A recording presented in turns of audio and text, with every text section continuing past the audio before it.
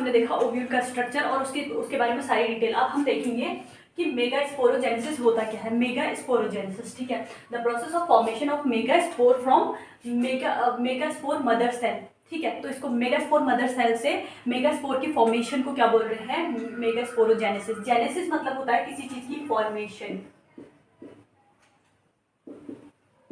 Formation. Genesis का मतलब ही होता है किसी चीज की फॉर्मेशन। अब मेगास्पोर लिखा तो मेगास्पोर की फॉर्मेशन हो रही होगी, पर किससे, मेगास्पोर मदर सेल से। जैसे जैसे माइक्रोस्पोरोजेनेसिस पढ़ा था हमने कि माइक्रोस्पोरोजेनेसिस किससे था, formation of microspore from pollen mother cell, ठीक है। तो पॉलन मदर सेल से माइक्रोस्पोर की फॉर्मेशन हो रही थी, तो उसको बोल रहे थे माइक्रोस्पोरोजेनेसिस। अब क्या हो रहा, मेगास्पोर मदर सेल से मेगास्पोर की फॉर्मेशन हो रही, तो क्या बोल रहे हैं इसको, मेगास्पोरोजेनेसिस, ठीक है। अब देखो ovule generally differentiate a single megaspore mother cell. Ovule क्या करता है, generally single megaspore mother cell में डिफरेंशिएट होता है।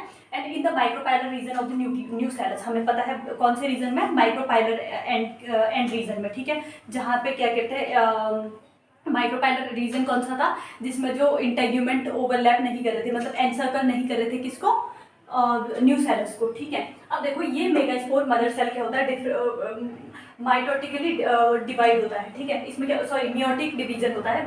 मेगास्पोर मदर सेल में क्या होता है, मियोटिक डिवीजन होता है, मियोटिक डिवीजन होता है। तो ये क्या करता है, इसमें क्या meiosis result in the formation of 4 megaspore. अब ये क्या करता है, इसमें मियोटिक डिवीजन होता है। अब मियोसिस में क्या होता है, 4 मेगास्पोर की फॉर्मेशन होती है, ठीक है। अब देखो ये न्यूसेलस जो होता है, न्यूसेलस में क्या होता है, देखो इसमें क्या करता है, ये क्या कंटेन करता है, न्यूसेलस एक लार्ज सेल है, इसके अंदर dense cytoplasm and prominent nucleus होता है।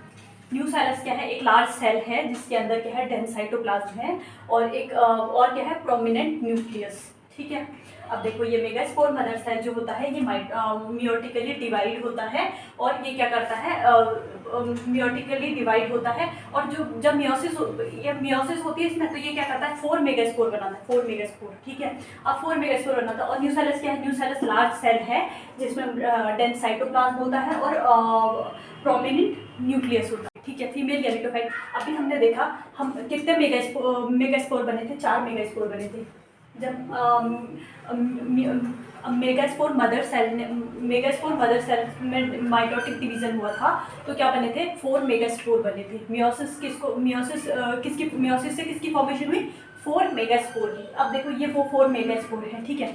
अब देखो 4 मेगास्पोर है, इसमें से जो 3 है वो क्या हो जाते हैं, डिजेनरेट हो जाते हैं। कोई भी 3 डिजेनरेट हो जाएंगे और एक ही जो होगा वो सिर्फ एक जो मेगास्पोर होगा वो फंक्शनल होगा, ठीक है। जो 4 मेगास्पोर बने थे मियोसिस के थ्रू, उनमें से 3 है, जो 3 होंगे वो डीजेनरेट हो जाएंगे और सिर्फ एक जो होगा वो फंक्शनल होगा, ठीक है। अब देखो अदर 3 जो होंगे डीजेनरेट हो जाएंगे, कोई से भी हो सकते हैं वो, ये जरूरी नहीं, कोई से भी 3 जो डीजेनरेट हो जाएंगे, कोई भी एक क्या हो जाएगा आपका, एक मेगास्पोर जो होगा फंक्शनल हो जाएगा, ठीक है। अब जो फंक्शनल मेगास्पोर है वही क्या बनेगा बाद में, फीमेल गैमेटोफाइट। और फीमेल गैमेटोफाइट को हम क्या बोले, हमने पहले पढ़ लिया था, एम्ब्रियोसेक, ठीक है।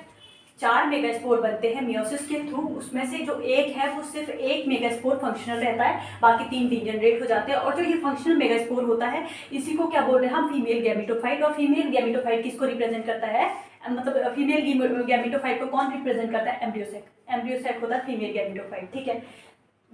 अब हम पढ़ेंगे this method of formation of embryo sac formation from the single megaspore. अब देखो क्या हो रहा, ये 3 डीजेनरेट हो जा रहे हैं, सिंगल मेगास्पोर से तो फॉर्मेशन हो रही है एम्ब्रियो सेक की ना। सिंगल मेगास्पोर से जब एम्ब्रियो सेक की फॉर्मेशन हो रही है तो इसको बोल रहे हैं मोनोस्पोरिक डेवलपमेंट। जब एक सिंगल मेगास्पोर से एम्ब्रियो सेक की फॉर्मेशन हो रही है तो इसको बोल रहे हैं मोनोस्पोरिक डेवलपमेंट। मोनो का नाम, अभी तक हमने देखा कि एक ही जो मेगास्पोर रहता है फंक्शनल रहता है, बाकी 4 में से एक ही फंक्शनल होता है, बाकी 3 हो जाता है डीजेनरेट। अब देखो जो फंक्शनल रहता है उसकी बात कर रहे हैं हम। Nucellus of functional megaspore divided mitotically. अब जो फंक्शनल मेगास्पोर का जो न्यूसेलस होता है वो क्या करता है, माइटोटिकली डिवाइड होता है। न्यूसेलस का काम क्या होता है, एम्ब्रियो के लिए फूड रिजर्व करके रखना, ठीक है। तो अब देखो ये जो न्यूसेलस होता है ये क्या करेगा, माइटोटिकली डिवाइड करेगा, किस चीज़ के लिए, 2 न्यूक्लियाई फॉर्म करने के लिए।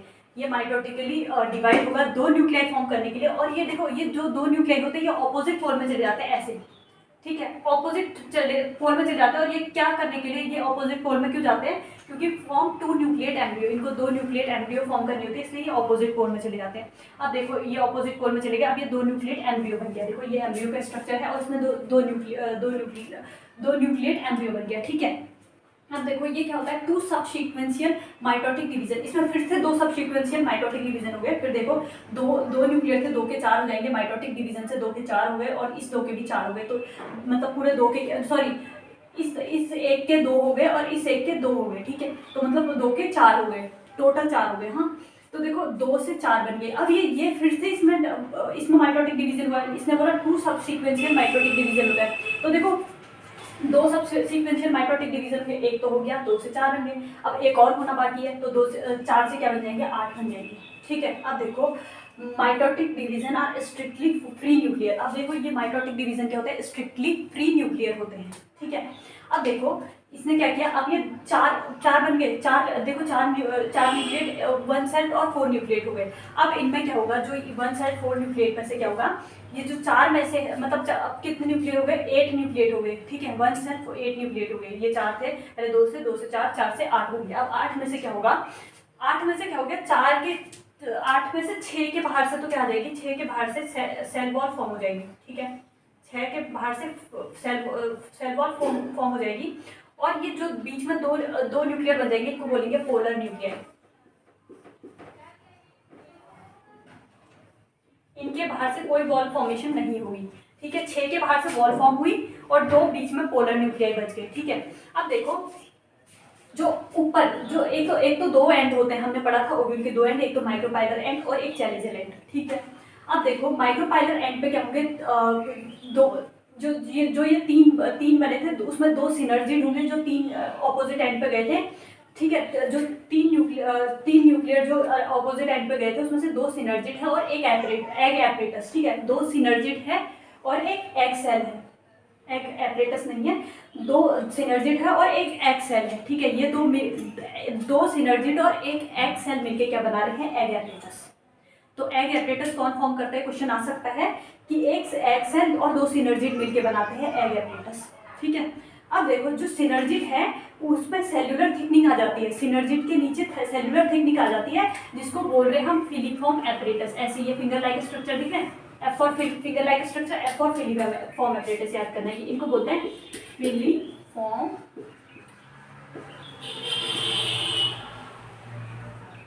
एपरेटस। ठीक है, ये हो गया फिलीफॉर्म एपरेटस। कौन से एंड पे होंगे, फिलीफॉर्म एपरेटस माइक्रोपाइलर एंड पे। और दूसरा कौन सा था,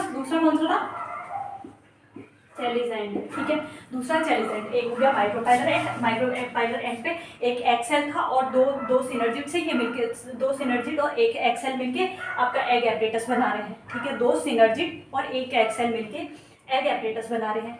वो कौन सा एंड पे है, माइक्रोपाइलर एंड पे। अब जो 2 सिनर्जिट है उन पे एक सेल्यूलर थिकनिंग आ जाती है, जिसको बोल रहे हैं फिलीफॉर्म एपरेटस। और इन फिलीफॉर्म एपरेटस का काम पूछा जाता है, इनका फिलीफॉर्म एपरेटस का काम है गाइड करना। इन फिलीफॉर्म एपरेटस का काम है गाइड करना, किसको, ये गाइड है। ठीक है, ये देखो ये दरवाजा है समझ लो, और ये यहाँ पे देखो गेट के यहाँ पे खड़े हैं। ठीक है, तो ये क्या करता है, गाइड करते हैं किसको, पॉलन ग्रेन को। पॉलन ग्रेन को गाइड करते हैं कहाँ आने के लिए, कहाँ आएंगे, एग एपरेटस में। एग एपरेटस में आने के लिए क्या करते हैं, इनको गाइड करते हैं। फिलीफॉर्म एपरेटस का काम है पॉलन ग्रेन को गाइड करना। ठीक है, और ये बीच में क्या बन जाते हैं, तो 2 पोलर न्यूक्लियर। अब देखो कितनी सेल बन गई, अब हम गिनते हैं। देखो सबसे पहले एक सेल बन गई। इसमें बहुत कंफ्यूजन होता है सबको कि ये जो एंजियोस्पर्म का एम्ब्रियो सेट है उसमें कितनी सेल होती है और कितने न्यूक्लिएट होती है। ठीक है, तो कितने न्यूक्लियर इसमें होता है और कितनी सेल होती है। देखो अब हम गिनेंगे, सबसे पहले सेल गिनेंगे। देखो ये एक सेल ये हो गई, दूसरी सेल इसके बाहर से, तीसरी ये, चौथी ये। ठीक है, अब 5वीं ये और 6ठी ये और 7वीं ये, तो कितनी सेल हो गई, 7 सेल हो गई। देखो ये कवर नहीं है, ये क्या है, ये न्यूक्लियर है, तो फिर ये कवर नहीं है, इसलिए इनके बाहर से कोई सेल नहीं है। ठीक है, इसलिए हमने बोल दिया, इसको क्या बोला हमने, इसमें हो गई 7 सेल, इसको बोल दिया 7 सेल। और न्यूक्लियर कितने हो गए, इसमें न्यूक्लियर कितने हो गए, अब इनको गिनते हैं 1 2 3 4 5 6 7 8। ठीक है, तो कितने न्यूक्लिएट हो गई है, 8 न्यूक्लिएट।